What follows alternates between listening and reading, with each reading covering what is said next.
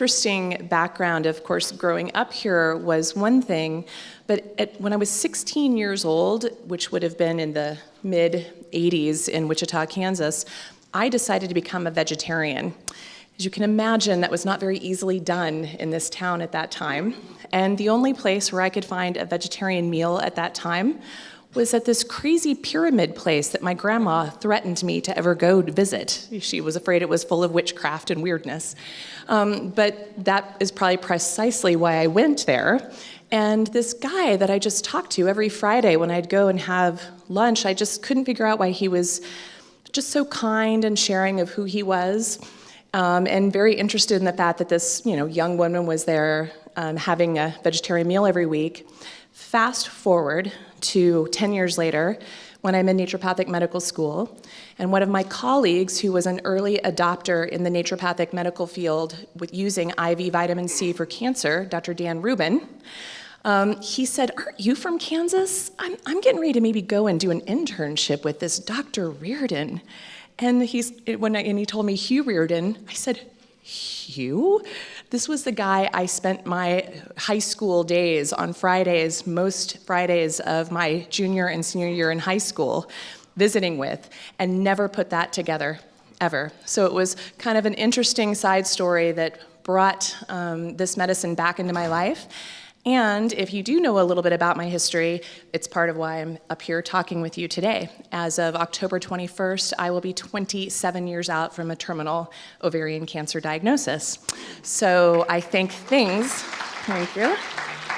I think this type of medicine, I credit it entirely for why I'm able to have these conversations with you. So thanks for indulging my little walk down memory lane.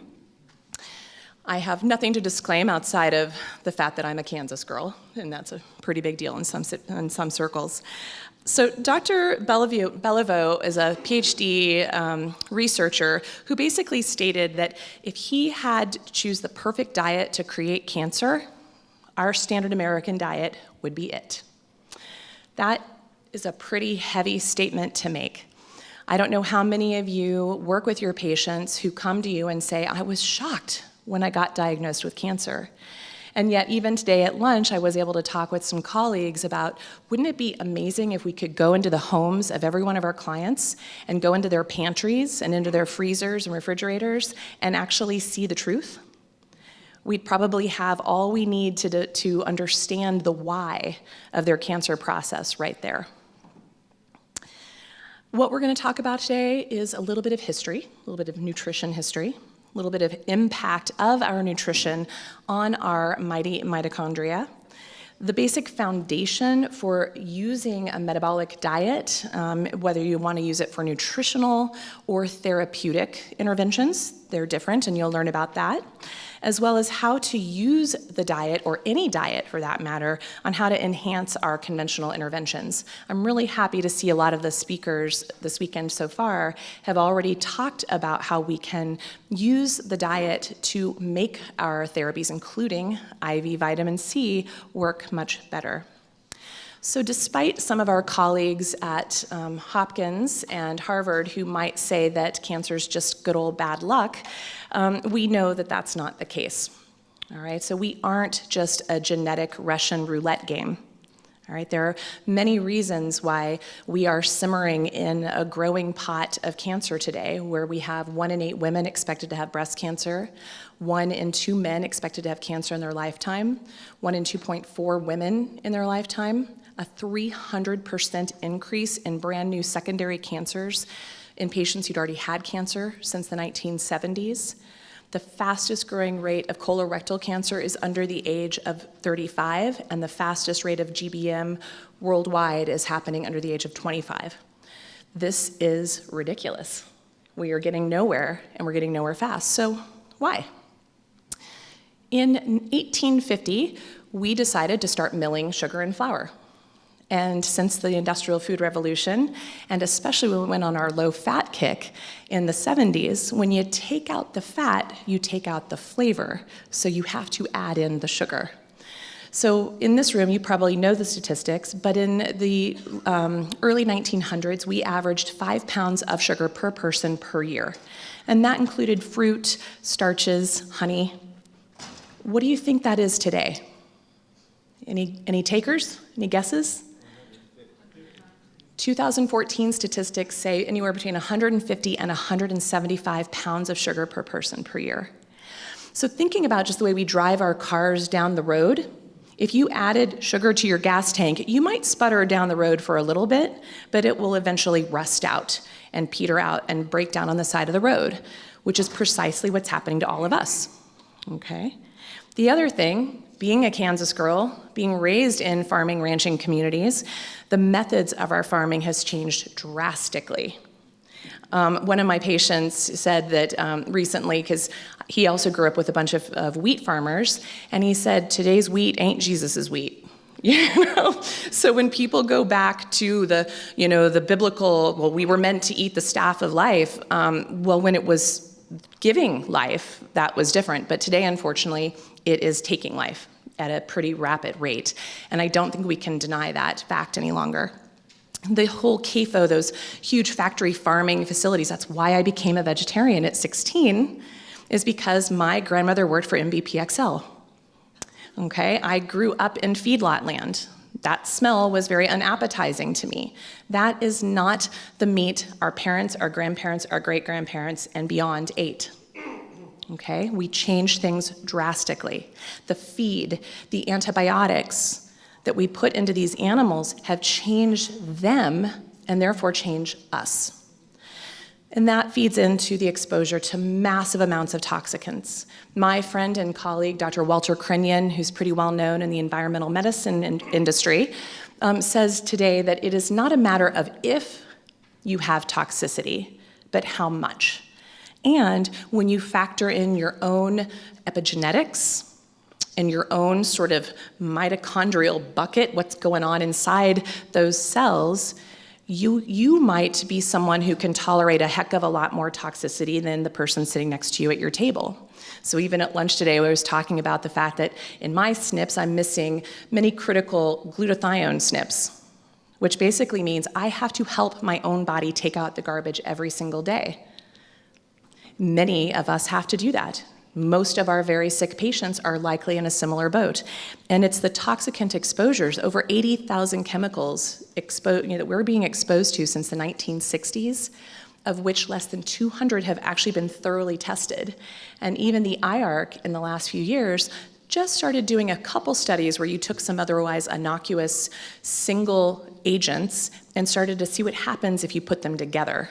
So things that weren't carcinogenic on their own, when you put them into the soup, bada bing, bada boom, carcinogen. Big, big stuff. So a quick walk down evolutionary food lane. About 200,000 years ago, we were hunter-gatherers, okay? Which meant that you only ate what you could find and forage.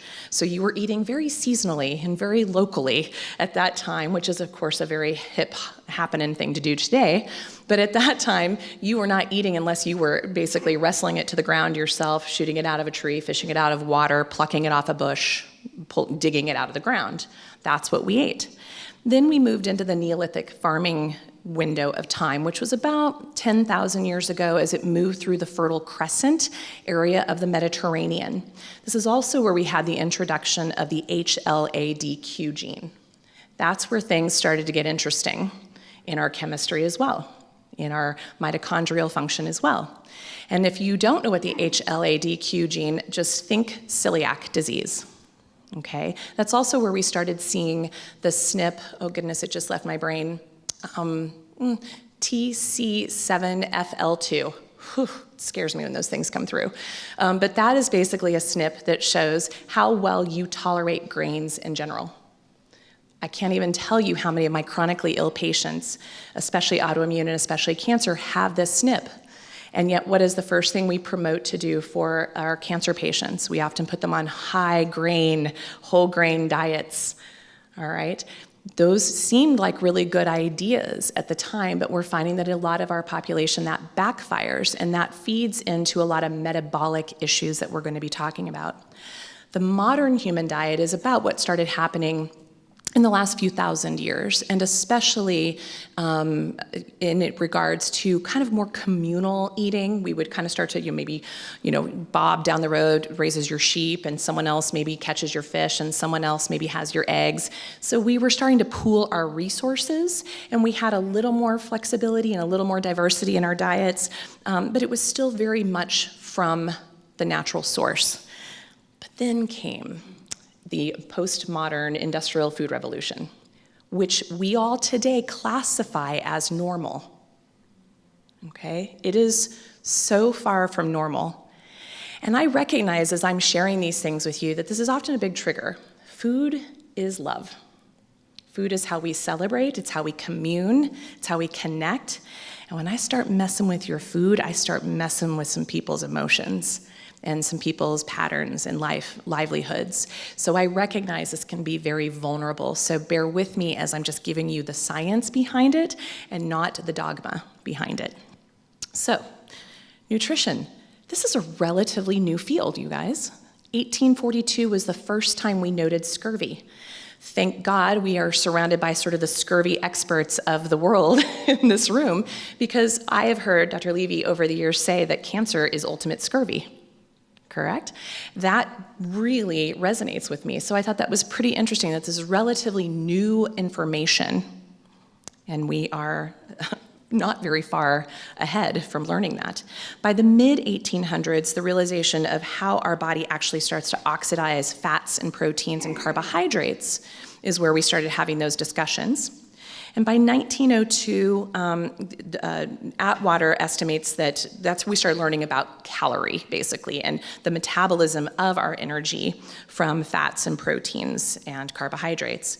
And then in the early 1900s, this is thanks to later work of people like Hoffer. Dr. Hoffer was also one of my mentors early on. I had some good ones before they all keeled over. So I remember him at 94 years old saying, if you don't take your 3 grams of niacin and your 3 grams of vitamin C every day, you get what you deserve. And there was like a group of 1,000 doctors going, oh my God, this guy's intense. I loved it. But basically, that's when sort of the orthomolecular movement started waking up in that time frame. That's also in the early 1900s, where we happened to start having some of the exploration of people like Dr. Otto Warburg. And a little bit more about my own history. When I was diagnosed with terminal cancer in 1991, I went to a small 4-year liberal arts school where we had a very underfunded library, which meant a lot of outdated science textbooks. Those outdated science textbooks are probably why I'm still here today, because I stumbled across the work of Dr. Otto Warburg, and started to understand about the mitochondria and the metabolic aspects that were underlying what was going on in my body. And no one, believe you me, was talking about that then or thinking about that then. This data had been buried for some time. And you have to remember in 1991, there was no Dr. Google. Okay, there was only the Dewey Decimal System and a lot of late nights scouring the library to figure out how to keep myself alive another day.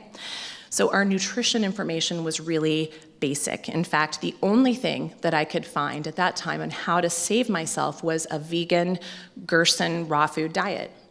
Now, because of my standard American latchkey kid diet that I'd been eating prior to that, that was a huge step up for me to move from where I had been eating to that point.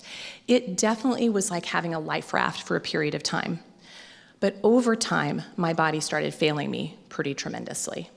Now, part of that is because my idea of a vegetarian from age 16 until about 24 was iceberg lettuce, Velveeta cheese, lots and lots and lots of bread, and Vlasic dill pickles. So that was not nourishing anybody. So in fairness of that, that was how I was eating.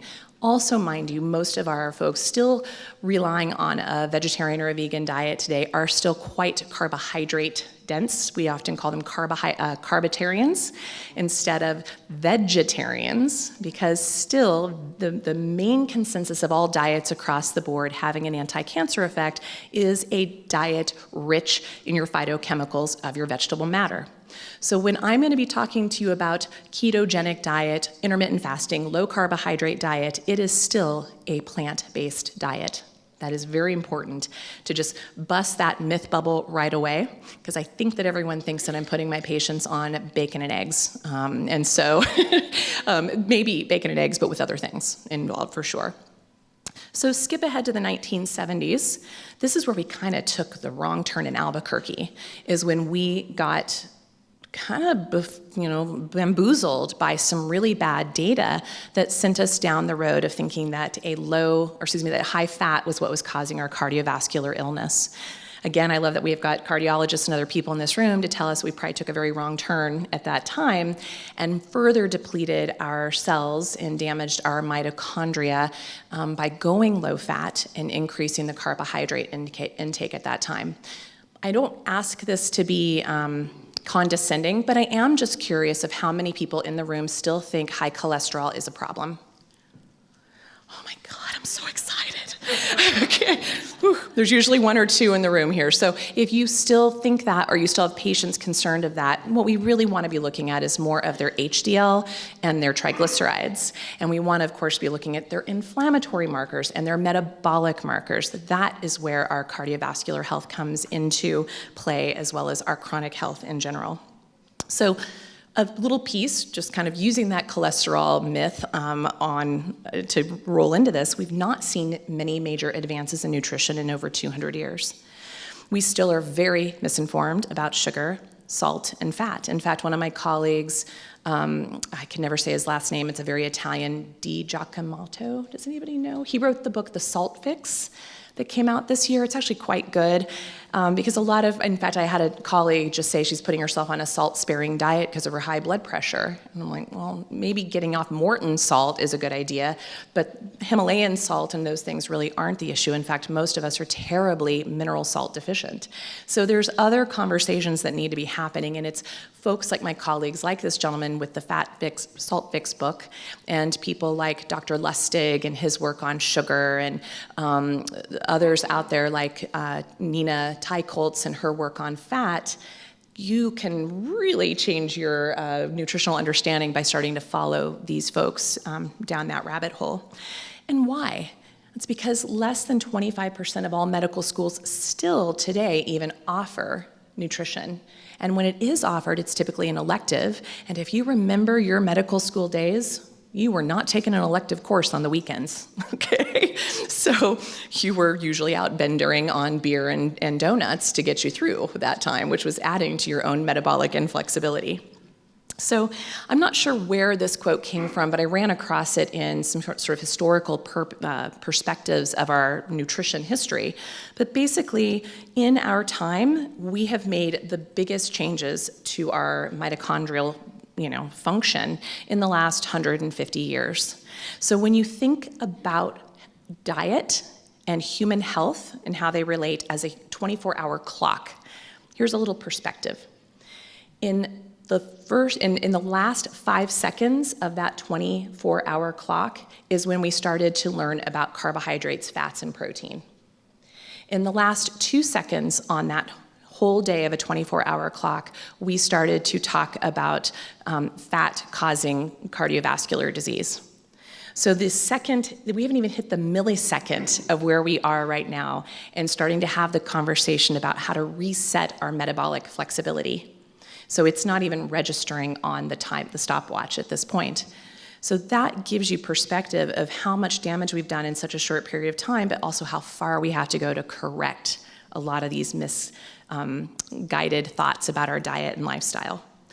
So this image comes up a lot when you're thinking about where we've come with our diet and lifestyle. And sad, but true. I also remember growing up, I'd drive back from Pratt, Kansas, near Sawyer. There would be a huge grain elevator that had a giant sign on it that said, "Eat beef, keep slim." Has anyone seen that grain elevator? Well, the weird thing is that would be the case today if it wasn't grain-finished beef. But when you corn feed and finish your beef, you basically are fattening the animal. So how is it that would not possibly fatten us? But going back to what our ancestors ate of more of the grass-fed and finished, doesn't have that. That does have a bit of a slimming effect and an antioxidant and an omega-rich, omega-3 fatty acid, profile in comparison to the grain-fed foods. So just in seeing these things, this is just to give you perspective of where we have come from, okay? Does everyone feel pretty clear on why we've gotten ourselves into the mess we've gotten ourselves into? Does this change maybe somebody's perspective of maybe nutritional dogma? Are you all just in your post-lunch coma? that works too. So I don't have to go into this because we've had amazing speakers about mitochondria in general and about cancer as a metabolic disease in general. But we have really still approached cancer as a somatic disease, and that means a disease that is genetic in origin. Okay, so when we really know that about 5% of our cancers are genetically centric, what we do know, it's more important, is our epigenetics, which is our diet and our lifestyle impact on how our genes express. That epigenetic expression moves through our mitochondria. All right, so if our mitochondria are healthy, and I've heard this conversation stated in a variety of ways this weekend, so I'm really happy to hear it in new ways. But basically, if our mitochondria are healthy, our DNA can't be damaged. It can't express damage. So we might be focusing still in our conventional interventions on DNA, and targeted therapies for DNA damage, but we need to back it up a few steps and get back to the epigenetics and the mitochondrial function. And so thanks to the people like Dr. Warburg, and luckily, the first time I heard him speak was in 2010, Dr. Thomas Seyfried, who's also become a good friend and colleague and mentor of mine, who's a really world-renowned researcher in metabolic theory of cancer. These are the things that we are starting to change the conversation, okay? So cancer is in all of us all the time. This room knows this better than anybody, right? There is no such thing as a cure. Sometimes I freak people out when I say that, but there isn't, because it's us. It's always there. But one of the things I heard Dr. Levy say today, which I really appreciated, it's how our cells communicate to one another, how the mitochondria communicate to one another, and we are just barely tapping into what that looks like. I think that's where the research is going to go. It's in that communication that keeps those cells in check. Okay, now we're spending billions of dollars on checkpoint inhibitors that have less than a 20% success rate and a very high death rate. I've seen a lot of my patients die outright from massive immune reactions to these medications, and the idea is right, but we are being too overzealous with this approach, and yet we can dial up and down and check in our chemistry, our own mitochondria, with our diet and with a lot of these other non-invasive therapies all of the time. So cancers come and go on their own. Renal cell carcinoma, cervical cancer, these are really well known to go dormant on their own without any of our impact. Many cancers can remain dormant for years and not kill the patient. The patient will die of something else. I'm a perfect example of that. I still have the tumor on my right ovary, lesions on my liver, peritoneal implants, carcinomatosis. Every time I get in an airplane, my lymphedema kicks in. 27 years of fun, still continuing, but I am here today not cancering. Okay, my cells have all decided to work together. I'm not in a battle. Okay, that's a big difference. Changing the terrain, we might call it the cytoplasma, we might call it a lot of things, but changing the terrain is where we change our patients' outcomes. And this is what we've spent the weekend talking about so far. This group is expert at knowing how to come in and change the terrain. So I can have someone doing all the best IVC therapies and doing all the best hyperthermia and all the best even chemotherapeutic interventions or radiation interventions, but if they are metabolically inflexible, if their insulin, if their glucose, if their hemoglobin A1C is elevated, they have desensitized those cancer cells to all of those therapies. You're basically peeing in the wind. Okay, it sounds kind of harsh, but it's true. So we can make our patients have even better responses to their conventional and their integrative interventions by getting them metabolically flexible. And we'll go into more what that means.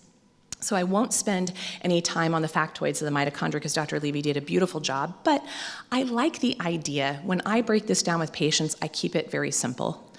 When our mitochondria are working well, they are breathing. They are just, and how many of you start your sessions with your patients making sure they're breathing? Maybe you're doing it as simply as checking a pulse oximetry. Maybe you're watching them and you're realizing they're sitting there clenched up, not breathing, holding it all together. You know, maybe you take a collective breath together before you dive into their lab results. Whatever way that is, you're encouraging them to get in touch with their breath. But what damaged mitochondria is a lack of respiration, a lack of breathing, down to the cellular level. And so when I teach my patients that we're just helping their mitochondria learn how to breathe again, guess what? You start to see them breathing a little more deeply as well. They start to connect with this. They start to actually become involved in the cleanup system of their terrain. I love that these guys originated from bacteria. This is probably another reason why things like vitamin C are so powerful, because we can use therapies, especially things like the combination now of IV vitamin C and doxycycline, as an actual targeted therapy to come after some of those damaged mitochondria. It helps them apoptose even quicker. And in the healthier mitochondria, they're not impacted in a negative way. They stay cruising along. So I love these ways that we can start to think about why our integrative therapies work so well or don't work so well, each and every time going back to the building blocks of our mitochondria. I love how old these are, and I love the imagery of the fact that this has come down to each of us through the original mother. If that doesn't create an idea of connection and interconnectedness and how much closer we are related to one another than not on all levels, then nothing does. And so ultimately, when we also try to embattle therapies against our cancer, we are fighting the original mother, we're fighting the original self, we're fighting our connection to each other. Some of my mentors from anthroposophical medicine talks about cancer being the ultimate lack of connection. You know, that's a pretty heavy thing to consider. And when you really explore that with your patients, you find out where that disconnect started. Maybe they've never felt connected. And so helping them plug that back in is pretty powerful. I saw Dr. Levy's statistics showing that up to 20% of our body weight is mitochondria. I'd run across studies showing 10. I like the idea of it being more. So I'm gonna lean into that one. But somewhere between 10 and 20% of our body weight are these little powerhouses. And aging itself is simply a breakdown of the quality and quantity and efficiency of our mitochondria, all right? And then, as also mentioned this weekend, the mitochondria themselves are what is in charge of apoptosis. So we often think of mitochondria just being our powerhouses, but there's so much more than that. And each cell in our body contains hundreds, if not thousands, of mitochondria. So for instance, our heart and our liver have just massive amounts of them. And what you'll notice is the higher your muscle mass, the higher number, the better amount of mitochondria you have, and the more metabolically flexible you are. But the higher your fat content, the lower amount of mitochondria. And so it's like those moments that just kind of push you always to enhance your muscle mass, enhance your overall energy, the breathing, all these pieces we talk about with us as clinicians. We have the science to back these conversations, these very esoteric conversations that I'm having with you, but you have to have the ability to express these things to your patients to inspire them, to inspire, again, at the cellular level. So I won't go into the details of this because it's also been talked about a lot this weekend, but the essence is this. We can turn our broken mitochondria back on, or we can take healthy mitochondria and turn them off, depending on what kind of soup they're hanging out in, okay? So that's kind of my very layperson's explanation of that, but it takes all the scientific heady aspects we've talked about in the last 2 days and gives you a airplane elevator speech to have with the person sitting next to you the next time they ask you what you're doing for a living. You know, you're like, I just turn your mitochondria on. So that's a big deal there. In fact, a little pearl that I've learned from my laboratory analysis is how many of you in this room routinely order lactase dehydrogenase? Yes. Okay, I'd like to see every hand at the next conference because LDH is the cheapest and most effective marker for your mitochondrial function.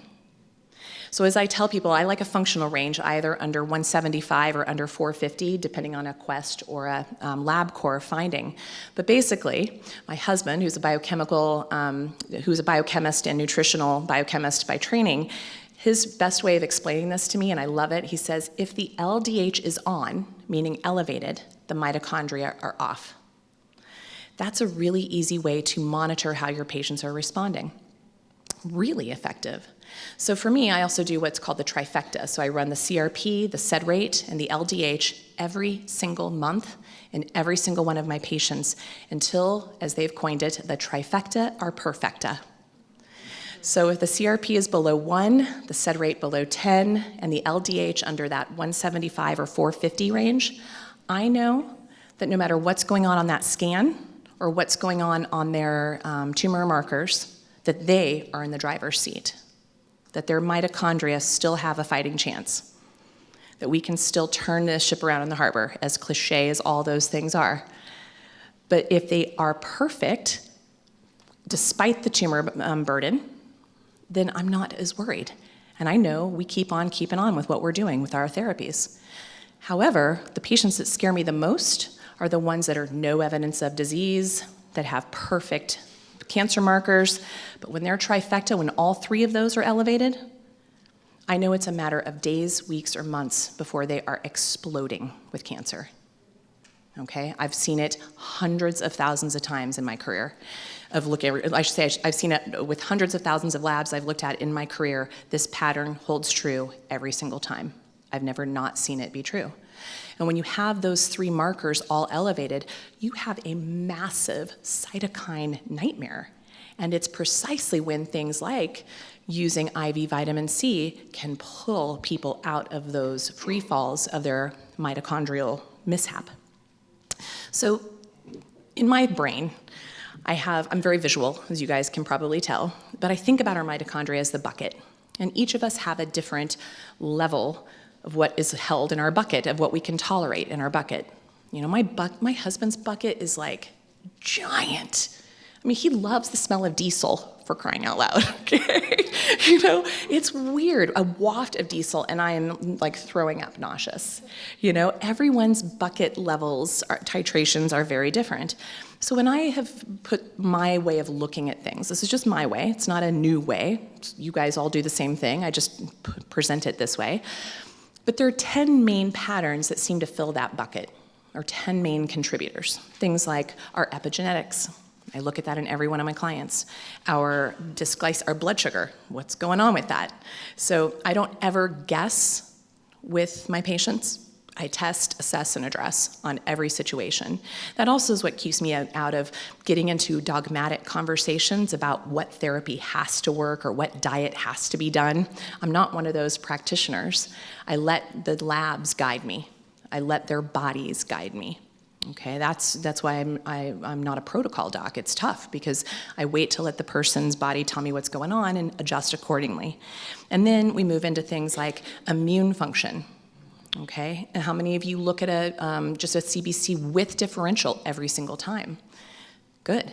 If you're not looking at the differential, you can get so much information, like a simple low hematocrit. Do you know what a low hematocrit means? This is also where our vitamin C therapies come in helpful. Poor oxygenation, but also poor prognosis.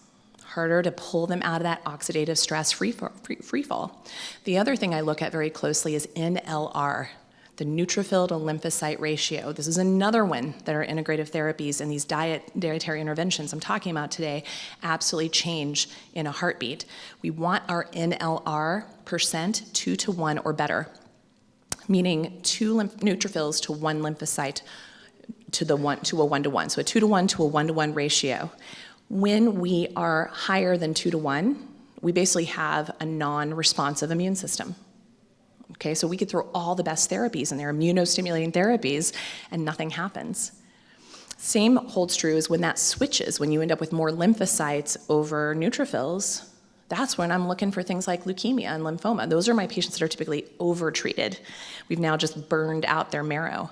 But these are the therapies, these are the types of things that I'm watching, that what you're gonna hear me say here in a moment is probably the thing that it changes it the quickest is their diet. With the other therapies kind of almost carried in on the diet like a Trojan horse to make them more impactful.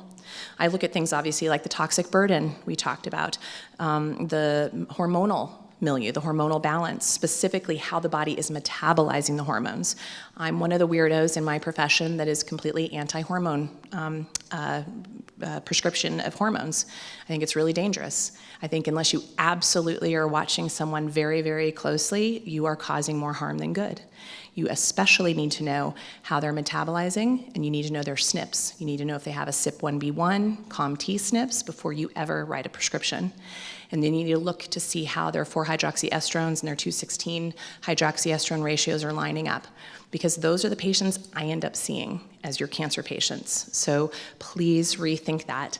And so I get a little soapboxy on my concern of how we're pushing hormones a little too readily in the world today, because we're kind of stewing in a lot of toxic hormones, and even well-meaning exogenous thoughtfully prescribed hormones are landing in systems that are just saturated with toxic estrogens.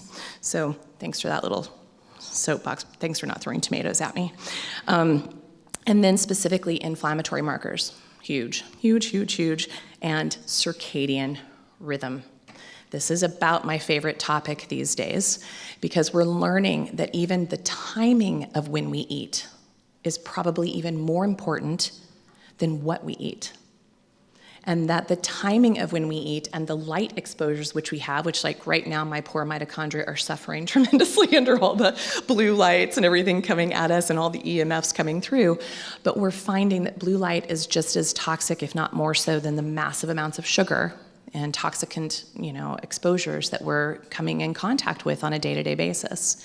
So these are some things that are very compelling. In fact, in the last few years, when you think about the Nobel Prizes, they've gone to intermittent, they've gone to autophagy. Okay, so autophagy, which is what we get when we do things like intermittent fasting. They've gone to circadian rhythm chemistry, and this year they've gone to immune blocking, so the checkpoint inhibitors. Look, this is exactly our wheelhouse, you guys. This is what we do as integrative oncologists, integrative providers on a day-to-day basis, is impact the things that are winning million-dollar Nobel Awards every year. We've been talking about this for decades, and I just feel really proud that this is part of who we are already. Those things that we've won awards for Nobel Prizes in medicine and science, are the exact things that are dropping into this mitochondrial bucket right here. So what if there was a way to lower angiogenesis, to restore normal apoptosis in your cancer cells, to destabilize tumor tissue DNA, causing effects which damage the cancer cells, reduce the tumor size over time, lower inflammation via the autophagy, reduce levels of insulin and insulin growth factor, as well as impact SOLT1 and GLUT1 and mTOR and gajillions of other targets, PIK3C, et cetera, enhance the action of standard treatments while reducing common side effects, and more? What if? So the what if is something that we started messing around with in the 1920s at Johns Hopkins as a treatment for pediatric epilepsy. And until the medications became available in the 1940s, and to this day, an epileptic patient is still more responsive to the diet than any pharmaceuticals we have on the market today. But it's always easier to pop a pill than to change a diet. So people like Charlie's Foundation, if you don't know these guys, these are also a great resource, especially for your pediatric patients that you might be working with. These guys are amazing at holding your hand on how to help the family, help the little patient be successful at this. And then, of course, people like Dr. Seyfried's work, Dr. Miriam Kalamian, who's a master's in nutrition and a dear friend of mine, who also has an amazing book called Keto for Cancer. If you want to take a deep dive, Miriam's book is the textbook on this, Keto for Cancer. And she got to this point, just like many people I think do in this room, had her own experience with a child with terminal illness that was given no other options and no hope. And she took him from being several months of a survival rate to 7 years of a very good quality of life. Pretty extraordinary. And then people like Dr. Heron, who had his own experience and now uses this in multiple myeloma, and Dr. Moore, a neuro-oncologist who's been doing GBM work and studies since 2010, and then the folks like Dr. Adrienne Scheck, she was with Barrows Neurological, and now she's with Arizona Pediatrics. There is massive amounts of research in this. In fact, there are 21 clinical trials as of August on the ketogenic diet specific to cancer happening right now. And Miriam, actually, if you go contact her directly, if you Google her, you'll have her website or in the back of her book. She actually has the list of those, but you just have to go to clinicalgov.org to get those. They're all happening right now. So how many of you in this room know or have worked with Dr. Walter Longo? Good, I'm glad to see that. Now, this guy is actually a longevity researcher. Okay, and as part of a major longevity research institute in San Diego, but he also has had multiple studies worldwide on the impact of intermittent fasting or even caloric restriction in the pushback of cancer directly, but also in the enhancement of our conventional interventions. So for instance, I haven't had a patient even need a supportive drug along with their chemo in the 10 years I've been using intermittent fasting or ketogenic diet. And what I mean by that is they're not needing the steroids, they're not needing the nausea medication, and they're not needing the antihistamine with their chemo. Those are all medications that are terrible on the microbiome, terrible on the mitochondria. I mean, for crying out loud, prednisone is, talk about, Dr. Salter heard me say this to a whole group of German doctors a couple weeks ago, but talk about pissing in the wind. If you want to unravel the ability to apoptose, and you want to stimulate gluconeogenesis, and you want to basically undermine the efficacy of a conventional therapy, give them prednisone or decadron or dexamethasone with their chemo or radiation. It's malpractice to me that we still do this. So when you can fast them, you can get them without needing those drugs, and they have a much better outcome. It's pretty remarkable.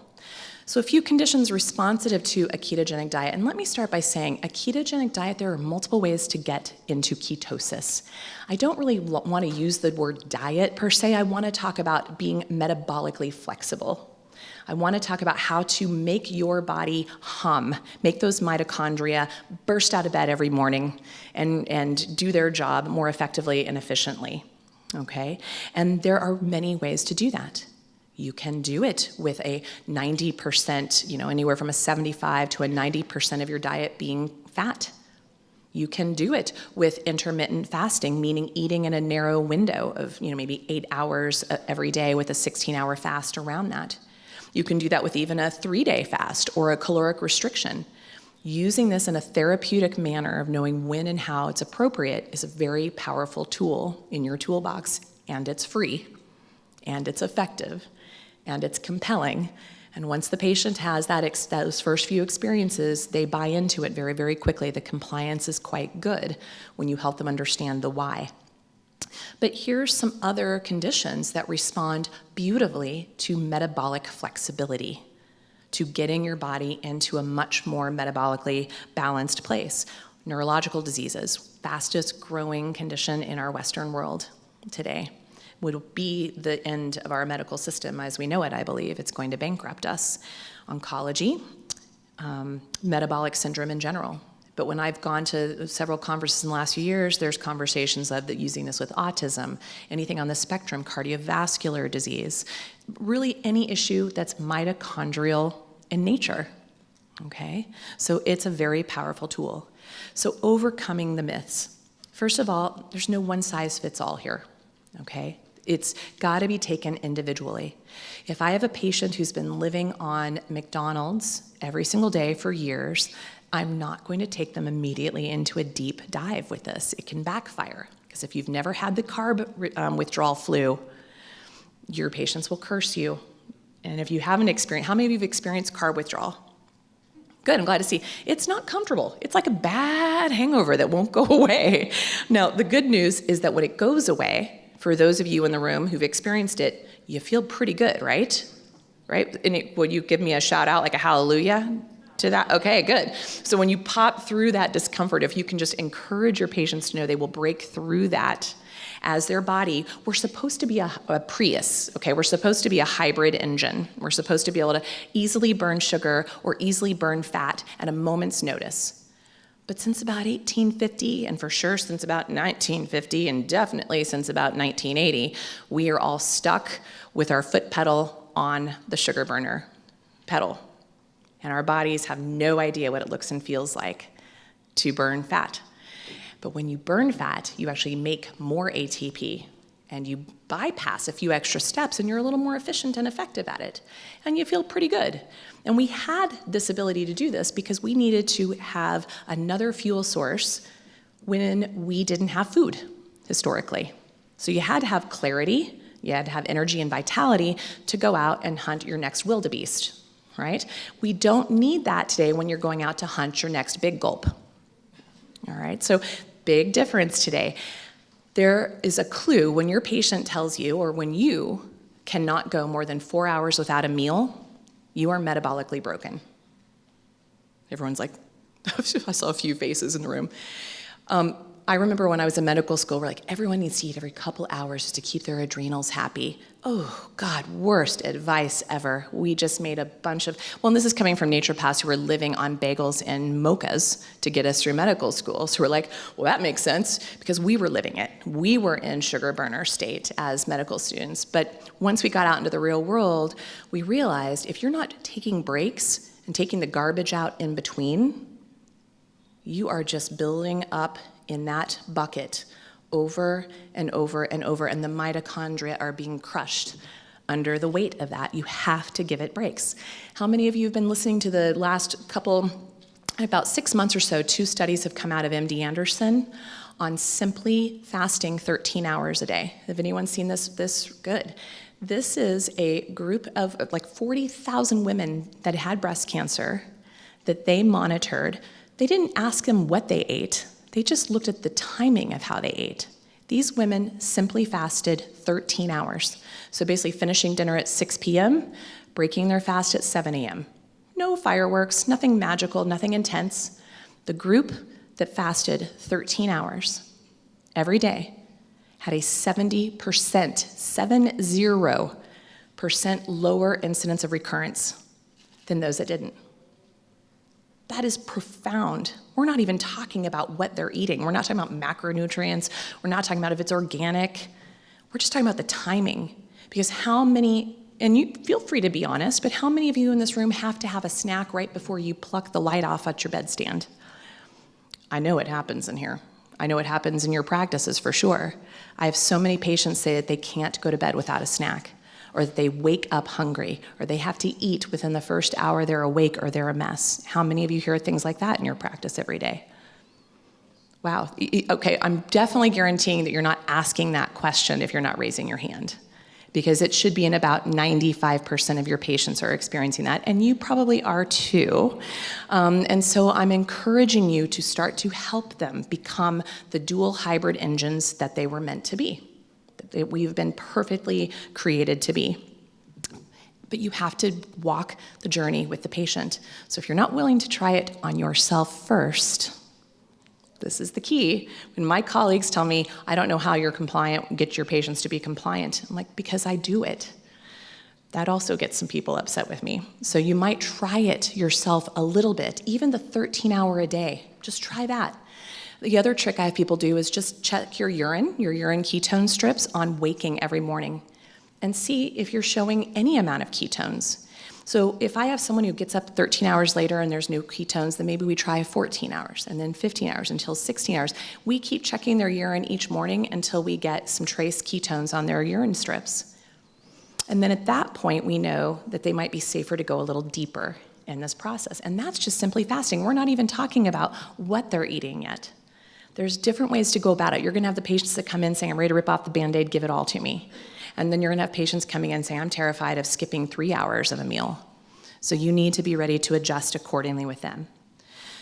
This is not a standalone treatment, okay? That's one of the myths that's out there. Ketogenic diet, being metabolically flexible, isn't enough, but it certainly enhances the activity of our other therapies in a pretty profound way. I've seen the difference over and over. My patients who have the better outcomes to conventional and non-conventional therapies are always low carb, at the very least, are always ketogenic, intermittent fasting, low carbohydrate, good glycemic control, low insulin, low IGF-1, low hemoglobin A1C. These are the patients who succeed in my practice. And I know this because I test everybody. So when I have patients coming in saying, well, I'm on this diet and it works for me, I'm like, how do you know? Okay, I heard a yeah, because everyone gets very attached to their food. So I'm like, well, then let's take a look under the hood. So I run an insulin. I want it under 3. In the cancer world, you need it under 3, okay? Insulin growth factor, I want it pretty close to 100, as close as they can get. If they're not sleeping or if they're on steroids, it's gonna be higher than that, so I don't get too stressed, but I'm shooting for that. Hemoglobin A1C, we want it under 5. When someone says they're borderline diabetic at 5.6 on their hemoglobin A1C, the only thing borderline is their psychology at that point, okay? That is not borderline, that is already deep inside. How many of your patients would ever suddenly resolve borderline diabetes without a direct intervention? If you're borderline, you're there. You're in it to win it. And so you have to be aggressively pulling your patients back out of that because it's only heading in that trajectory without intervention. And then we want, I'm not so worried about glucose because glucose is going to fluctuate like crazy for a while, but those are the things I'm looking at for them. And then I look at their SNPs. If I have their nutritiongenome.com profile, 23andMe I don't use anymore because they kind of sold out to the pharmaceutical industry, and we don't get a lot of the markers we need clinically any longer. So I use a company called Nutrition Genome that gives a beautiful 50-page report. If you are not an epigenetic expert, this report helps you look like one. Okay, it's to the point where even your patients can understand it. But I can see things like, for instance, the ACSL2 gene is a particular SNP that means that these people will not tolerate red meat or high lactose dairy. They could even have the LCT gene. So there's a lot of my patients out there doing keto that are probably eating it wrong for their own constitution. Or I have people who say, well, I'm a vegan or I'm a vegetarian, and we'll find that TCF-L7-2 gene we talked about earlier, which is that grain problem that we talked about. My point is that we can find ways even within the SNP. So if someone's having a difficult time getting into ketosis, for instance, the SLC22A5 SNP is a SNP around how they process L-carnitine. These are your patients you're going to need to supplement with L-carnitine to help be the bus to carry the fat across the cell membrane into the mitochondria. This is where you'll have patients that are struggling to get even into nutritional ketosis, even at a low dose, that suddenly will shoot right up and feel it, and they'll pop through that carb withdrawal syndrome as well. This is not only indicated for brain cancer. That's another myth that's out there. It is helpful to enhance the therapies in any of our cancer types. And some of the concerns that it can drive cancer, those have been in cell line studies only, but I've even used this in BRAF mutation patients for over a decade with no ill effect. I know we still need to study more information around this, but ultimately, I think it's going to take a lot for ketones to defeat cancer. And still, what we do know is that a good lion's share, maybe Dr. Chin knows the answer to this even more, you're on the spot now, is that still most cancers are primarily glucose burners, okay, sugar burners. So at the very least, we want to make sure we're supporting that. And then we want to approach it differently if you're dealing with it with diabetes or cardiovascular disease or weight loss. There's a different approach. Keto for cancer is a whole different animal. Using it to target sugar and insulin is just one of its facets. We know that it impacts directly all 10 hallmarks of cancer. Okay, and that's right out of the work of Dr. Adrian Scheck. If you want to Google hallmarks of cancer, ketogenic diet, Adrian Scheck, you'll get that paper. I think I have it in your resources as well. And then confusion on how to deal with this with cachexia. That we can maybe leave for the Q&A if people have some questions here, but metabolic wasting, concern over weight loss, this is such a myth, and I would really love to spend a little time in the Q&A if we have time right after this or this evening. I'll come back to that because it's actually how we reverse cachexia, and there are multiple studies backing this. And a big one, this is always huge, I was healthy until I got cancer, right? And again, in talking to our patients, that it just simply can't happen. And I've heard that stated over this weekend as well. There's no way you get cancer being healthy. It's impossible. Does anybody disagree with that? Just curious, because I would love to know if there's actually been a documented case of someone with perfect mitochondrial function and good laboratory assessment, but I don't think we've seen it. So these are a couple little ways of looking for the blood ketones. If you are using ketogenic diet, you have to test the blood. You have to, okay? This is not a guessing game. I use the urine until we see trace, and then I graduate them to the blood. If you're just wanting a nutritional kind of humming baseline to use this in weight loss or longevity medicine, having a range between 0.5 and 3 is great. If you want it therapeutic, like a pushback of brain cancer, or to enhance something like hyperbaric oxygen, IV vitamin C, radiation, I get them into that level of the therapeutic, a 3 and above. And if you really have someone struggling, I might even use exogenous ketones to help them, like for instance, if they're gonna hop into a radiation treatment or a hyperbaric chamber, 20, 30 minutes before, a little packet of ketone salts, they'll shoot them right up and keep them in that zone for a few hours, and you are driving a deeper, more penetrative treatment. It's pretty powerful to watch, and the patient bounces back very, very quickly. Measuring ketones, like I said, we can start with urine. We can graduate to blood. That's the therapeutic way to monitor this. We can even use breath, but breath falls short, okay? We can kind of cheat on breath, but breath is a good way to help my patients start to see how their sleep impacts their ketones, or their stress, or a physical activity impacts their ketones. You can see those nuances. So when people want to understand kind of their own biofeedback right away, the breath test can be used multiple times throughout the day to see what makes them tick personally. I'm not going to go into GKI calculator, but this is Dr. Seyfried's work. I've got the link here for you to dig a little bit deeper. I personally don't find I need this to be effective, but it's really studied out there of how to get people into a particular index to get a therapeutic effect. So here's what a typical plate will look like, you guys. Just veggies, as I said, the baseline, fats, meat as a condiment. Okay, this is not the Atkins diet. This is a vegetable-based diet with fat and using low glycemic vegetables, all your above ground leafy greens in particular, and low glycemic veggies as your predominant. And when I say sweets, that means literally a cherry on top, a little bit of berries, a small green apple, not hordes of bananas and, oranges and all the other goodies here. Just a typical standard American diet, really quickly. I know I'm coming to the end of my time here, but a typical breakfast in our country is 3 days worth of sugar by the end of breakfast, okay? And this is like our healthy oatmeal with orange juice and, that whole bit. Then when we look at a low carb diet, this isn't even a keto diet, of where we can still have our cup of coffee, but there's mushrooms, there's eggs, there's some cheese perhaps, or tomatoes. That's just a very basic approach. My diet for breakfast usually is sauteed greens with a lot of oil, and maybe an egg, or maybe a little bit of turkey sausage. It's just a small amount. And intermittent fasting, entire books on this. Dr. Fung's work is really brilliant. If you want just a handhold of how to manipulate this in your practice, it's a fun way to start for yourself and for your patients, and it gives them some choice and options of how to play with intermittent fasting. And just the specifics of what this is our nature's taking out the garbage, right? We need to help that process along. That's what helps our body clean house and get into a metabolically flexible state. So we've talked about this already over the weekend, but this is the handout I have all my patients look at, and I have them assess it for themselves.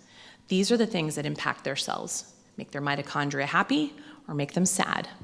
All right, so they explore what's going on in their diet. Maybe they can leave more bread out of the mix, eat things more in a bowl.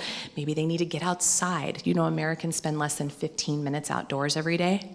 That's awful. So I'm like, go eat your breakfast outside in the morning.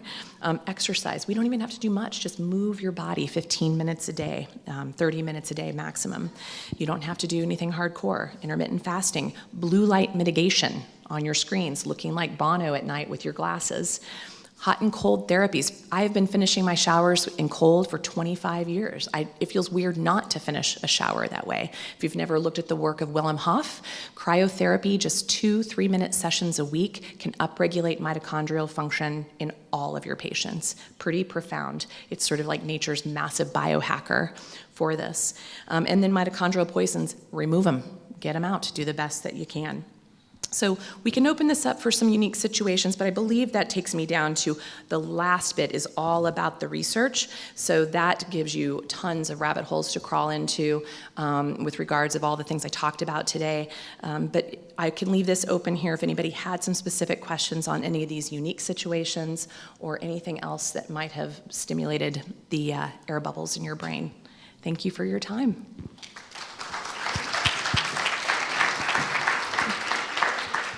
Nasha, that's fabulous. I do have one addition that I would like to add to what you've done, and it's been important to me physically, and I've been asking patients about it a lot more, is ask whether their spouse or whoever their roommate is, are they mouth breathers at night? Yes. Because So that can really reduce your oxygenation tremendously. And there's a real simple fix for that. Or even if you don't know, for $19 you can buy a little box of what's called Somnifix. It's a little mouth tape that you can put over your mouth that easily comes off the next day, and it assures that you keep your mouth shut during the night. Because as we age, we tend to have the positive O sign, where the mouth drops open and you're breathing through your mouth. You're not oxygenating your cells very well. And that's a way of gaining 7 to 8 hours of additional oxygenation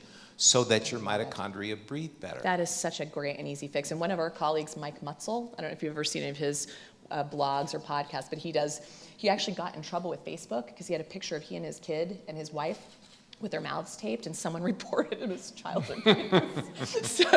But it's a very powerful, simple fix. Yeah, that's a great recommendation. Okay. We have plenty of time, no, not plenty of time, but we have time for questions, and I'll bring the microphone around. You guys are with me? You're still awake? Okay. Great talk. Thanks. The fasting around chemotherapy, do you do 48 hours before the day of and then 24 hours after? When in the perfect world, I want my patients to do the 2 days before, day of, 2 days after. That's long goes protocol, okay? But depending on the patient and their comfort level, even if they can do 12 hours before, the whole day of and 12 hours after, shows benefit. And by benefit, meaning they don't tend to need the side drugs to support, and they tend to bounce back quicker. Yeah. Thank you. Great question. Thank you for an amazing talk, Dr. Winters. My question to you is, how do you deal with patients that have from different ethnic backgrounds? I know that the ketogenic diet has standard, you have a standard handout, but I see patients from India, from, Asian countries, African countries.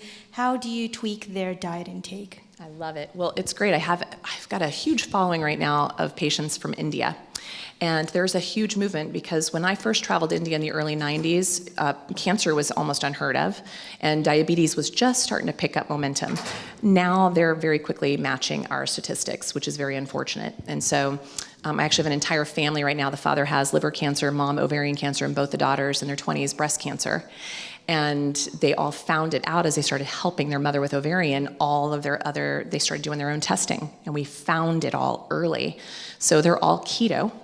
And doing great. And there's a huge movement called Keto Veda and Paleo Veda movement in India happening right now. A couple of really good books and chefs doing that. In fact, I was supposed to do a retreat in Goa in November with a Paleo Vedic keto chef, but we're postponing it for a year. But anyway, they're actually quite easy to work with. There's a colleague of mine, Will Cole, just wrote a book called Ketotarian. So when I have folks that are still more of the vegetarian, which definitely fits a lot of the Indian population, we can do this really well. Here's the trick. No grains, no legumes. In India, unfortunately, you cannot find a bean, a legume, a pulse, a rice without it being massively poisoned with glyphosate. Same thing in this country. That is why a diet that they've had for tens of thousands of years is now killing them. So please do not get caught up in the dogma of, well, this is how they've eaten for thousands of years. It's what we've done to the food. Okay, so the same thing in the United States. In the US, it is all grains and legumes are contaminated, even organic, with glyphosate. Check your glyphosate levels. Detox Project and Great Plains Labs, it's like a $60 urine test. I check my patients, and guess who has the highest levels of glyphosate? My vegans and vegetarians. And if you're a wine drinker, gotta stop California, guys. Even the organics are loaded with glyphosate. I know, wah. So go with the dry farmed, because if you go dry farmed wines, one bottle of dry farmed wine is less than 5 grams of sugar in the whole bottle. One glass of wine from like the wine country in California that's been watered, what's the word I'm looking for, irrigated, is 20 grams of sugar per glass.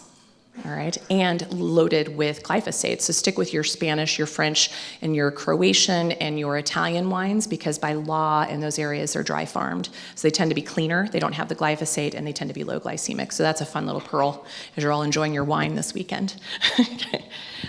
But those are great questions. I think having the emotion, knowing where cultural are coming from. This family has done a remarkable job making chapatis out of cauliflower and coconut flour, and I mean, amazing stuff. You can get really creative with the foods that are out there today. Being a gluten-free person or being a low-carb or a keto person a few years ago was not a fun journey, but today you have so many fantastic options. It makes it a lot easier.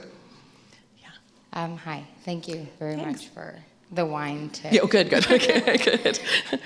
I just wanted to pick your brain a little bit because I didn't hear you go into depth about pH balance and the glycemic index. Okay. And I just wanted to pick your brain about that and what importance do you give that to how you treat your patients or how you evaluate their labs? Good. Well, first of all, in my book, I actually kind of break down the alkaline acid myth. So you see I have a lot of enemies in the world today. All the people who love hormones don't like me. All the people who love alkaline balance for cancer don't like me, because it's a bit of a fallacy, okay, that you have to really pharmaceuticalize, change the alkaline acid balance within your body.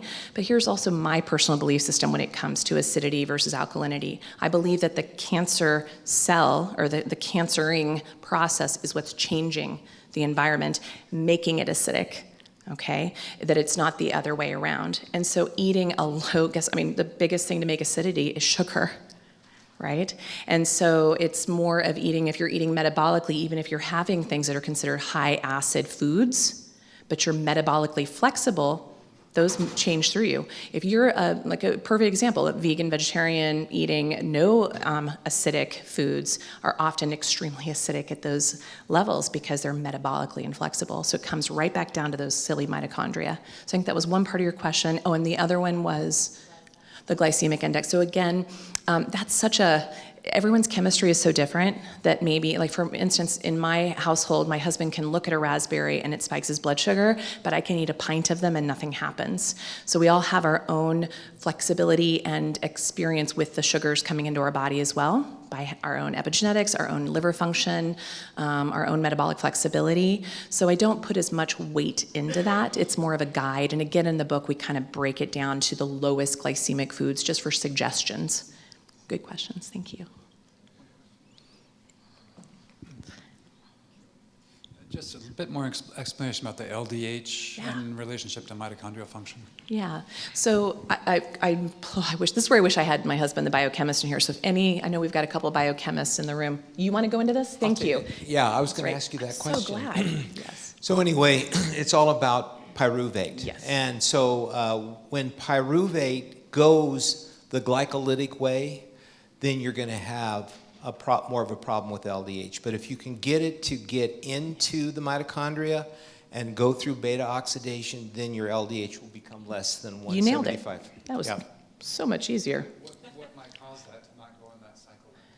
I think it's conditioning. I've been telling my patients that, you know, as kids, we were metabolically flexible. Yeah. We could shift between glycolysis and we could shift into beta oxidation, the true Krebs cycle and all that, pretty readily. But as we get older, we lose that flexibility. Yeah. But just like if you get out of shape, you can get back into shape by exercising yourself to get back into that kind of processing of the sugars. That's a really good. Intermittent It's fasting beautiful. works great, Yeah. and I'm going to be a testimonial. Oh, good. I'm down to my college weight now Yes. because of intermittent fasting, and not only that, I was having trouble with remembering certain words. I still do, but my brain is working so much better. When you get into ketosis, it's like the lights go back on again, and you feel like you're processing much better, just like she was. I mean, she's going like 100 miles an hour, and so that's kind of how the brain goes when you're in a ketotic state. And you don't even have to stay there. You can kind of cycle in and out because it's that flexibility that creates the magic. Yeah. You recommend, thank you for your speech. Thank I you. really enjoy it. Thank you. You recommend the fasting 2 days prior to chemo and 2 days after. But what do you recommend your patients after the 2 days? All days fasting, Yeah. every 3 days, 2 to 5 days a week. What is your recommendation? So one of the things, if you have patients who are terrified to fully do the 2 day before, day of, 2 day after fast, you can use Dr. Longo's medical food, which is called Prolon, PROLON.com. I believe that's right. Is that right, Chris? And so it's a kit that basically comes to the patient. It's kind of expensive. It's basically, when Dr. Longo gives his presentations, he's like, just have them do bone broth, water, and herbal tea. But if you have patients who are psychologically concerned about doing this, this is a fasting mimicking diet program. And you can basically send that with the patient to use for each of their times. It's nice when you as the provider might be nervous of not having them do anything but water or bone broth. The other thing is, most of my patients, once they do the Prolon once, they realize how easy this is, then they just do water, bone broth, herbal tea. And even after they do that the next time, then the next time they're usually just doing water and herbal tea. And they just can't believe how quickly they bounce back. The few pounds they lose, they gain them back. They actually don't lose muscle mass. They actually they lose weight faster than patients not on the fasting program with their chemo, because that's always a big concern.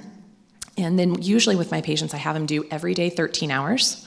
So that's just kind of, we try and get everyone there. Once a week, if they can, a 16 to 18 hour fast, just to kind of prime the pump. And then for my patients, whether they're in treatment or just a few months out of treatment, and we're trying to create a little bit wider support and maybe clean up from the damage of treatment, I might have them shoot for a 3 to 5 day fast monthly. And that's what even work that Dr. Longo's been doing, is showing that people 6 months post-chemo, a 3 to 5 day fast for each month for those 6 months. Actually, they're starting to collect the data now, and hopefully we'll see the reports on this, but it's looking really favorable that these patients are retaining remission pretty robustly. And then when breaking it, I still, even if you have patients who aren't quite ready to commit to a super low carbohydrate diet, even this is going to help them tremendously. Thanks. One last question. Hello. My question is, when you're looking to start a patient out for keto for cancer, do you have general macro information that you kind of start with? I mean, obviously you'll use testing once you get the BHB and then kind of go from there, but specifically to protein allowance, because I know I've read that too much protein can be not good for cancer, but also can be processed as carbs through the body. Yeah.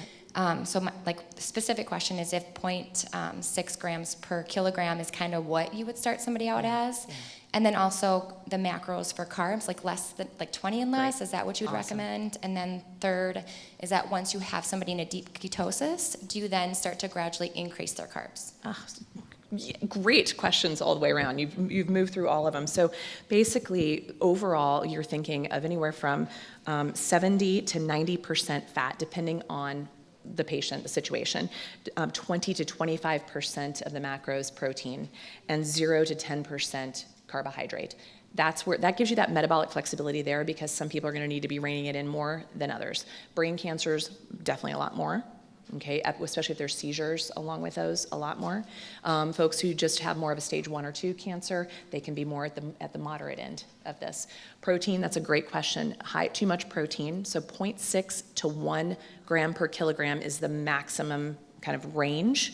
And I'm going up to maybe the 1 gram per kilogram for maybe my cachectic patients when I'm trying to get them a little bit, or they're healing from a surgery, a wound, okay? They might need a little bit more protein at that time. But 0.6 to 0.8 is pretty standard, and that helps us overcome any issues around driving mTOR. Because you're right, or gluconeogenesis. So that's a biggie. And if I do have patients who are constantly still high glucose and their ketones aren't kicking in, it's almost always too much protein and too little fat. So we just adjust there. And then over time, you're right, we can, as you become more metabolically flexible, you have the room to start to bring back in some carbohydrates. We try to not have, like, go back to pizza and beer, but, you know, maybe it's like a little more quality squash and yeah, fruit, things like that. Yeah. Good questions. Let's give Nasha a really big hand. Thanks, everyone.